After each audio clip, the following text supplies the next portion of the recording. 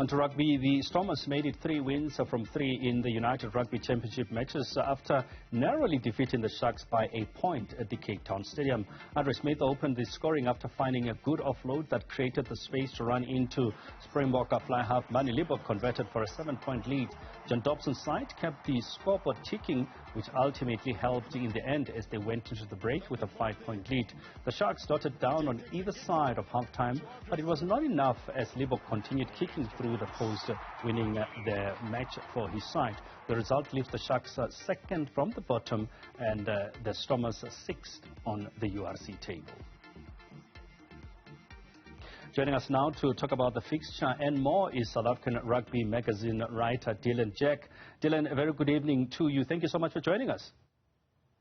Good evening. Thanks for having me on. A very nail-biting game at Cape Town Stadium. I mean, are the Sharks finally showing some bit of bite? Yeah. I mean, what an atmosphere there at Cape Town Stadium. I mean, 39,000 for plus minus 40,000 for the second game in a row, which is just incredible. But yeah, the Sharks are definitely, I think, showing signs of a revival. I think it was a game that you always sort of expected them to show up for because they had an extra week of preparation compared to the Stormers. But I mean, considering that they lost Evan Etzebeth just before the game to an illness, I mean, that was a huge physical statement from the Sharks, which was really impressive because I think they've shown good signs with the ball in hand under John Plumtree, but this was probably the first time this season under Plumtree that the Sharks have really shown that physical edge to their game, and they were really knocking the Stormers back and really getting into their faces, which was really, really impressive. But if you look at it, Dylan, I mean, what would you put if you could put your finger on it, what's the problem with the Sharks? Because this is not necessarily how the Sharks perform. No, it might just be blooding under a new coach. There's a lot of young players, I think, particularly in that forward pack. Etzebeth aside, you look at that pack, they've got a lot of sort of 23, 22, 24-year-olds, which can be a problem when you're facing a lot more experienced packs in the URC. And it might just be a matter of time that Plumtree needs to really get this side overhauled a little bit and get his tactics into the team.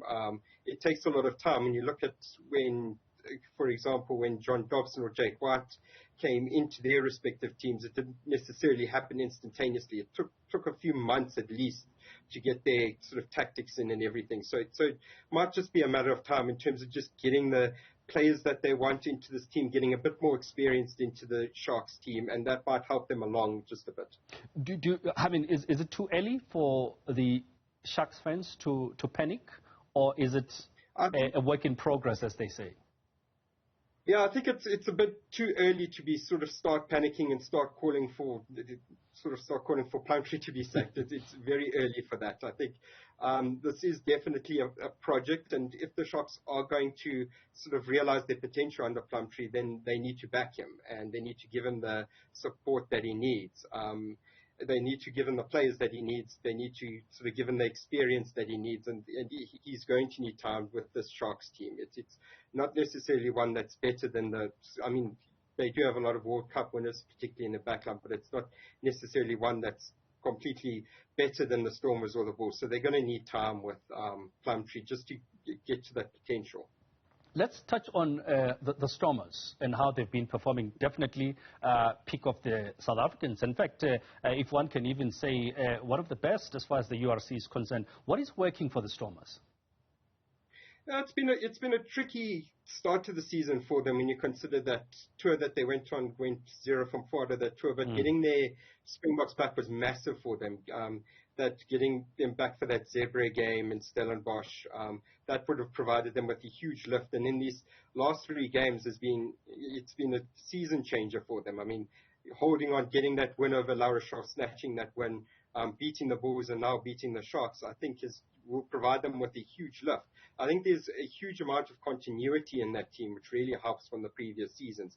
They've got a lot of players who have been there, done that, won the URC, a lot of World Cup winners in that team, and they're continuing with very much the same staff that won them the URC. So that has really helped them this season. It's just a matter of just picking them up. They've included a couple of experienced players when they lost Stephen Kitsoff. They recruited a couple of experienced loosehead props there, so that negated that loss. So they've really been smart in their transfer business as well, I think. Do they still have what it takes to win it? I mean, as I said, pick of the South African sides in the URC, but do they have what it takes to win it again? Absolutely. I mean, when you look at the games that are coming forward, a lot of them are going to be at Cape Town Stadium against European teams, and that's when they can really start picking up points and really showing that flair that we're so used to seeing from the Stormers. It's going to be a dogfight between them and the Bulls to finish top of the South African teams, because Jake White's team have also started the season very, very well. So it's going to be a fascinating watch throughout 2024 to see which of these two teams finishes top of the pile. Let's take a quick look at the Bulls before we take a look at the Springboks. I mean, you speak about Jake White. We know his mentality. We know his style of rugby. Do you think that he is key to how the Bulls have been performing so far? Yes, huge. I mean, he's done a lot of good work in the off-season. I mean, when he lost that quarterfinal, he said that he needed an overhaul in terms of coaches. He needed an overhaul in terms of players, and he's definitely got that.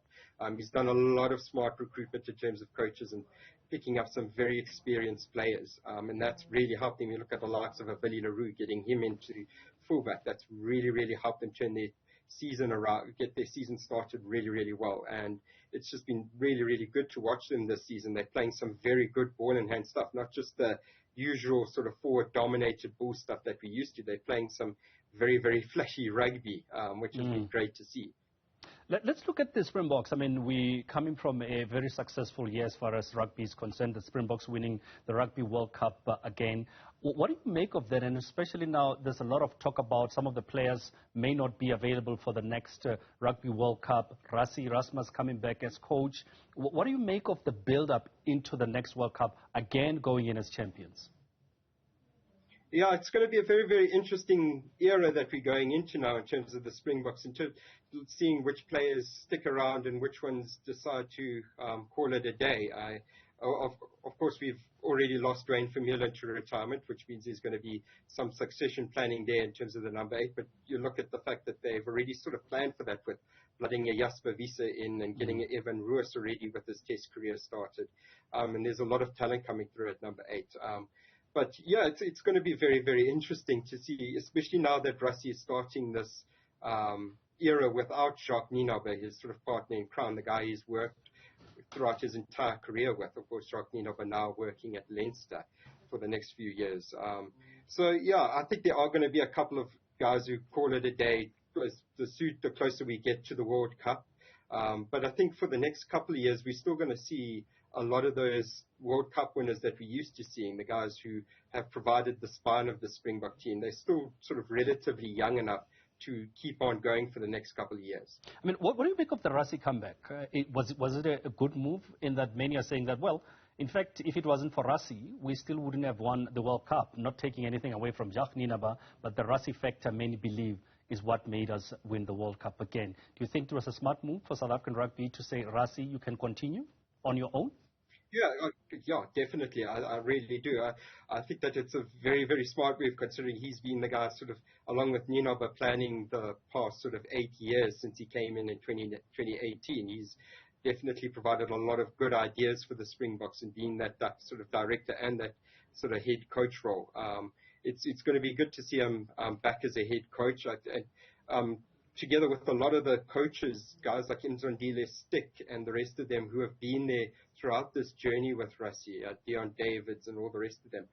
So that's really going to be key for the Springboks, that they've got this coaching staff that know the Springboks, that know a lot of the players, and there's that built-in relationship already, instead of getting in a new coach when you might need to go through a sort of adjustment period.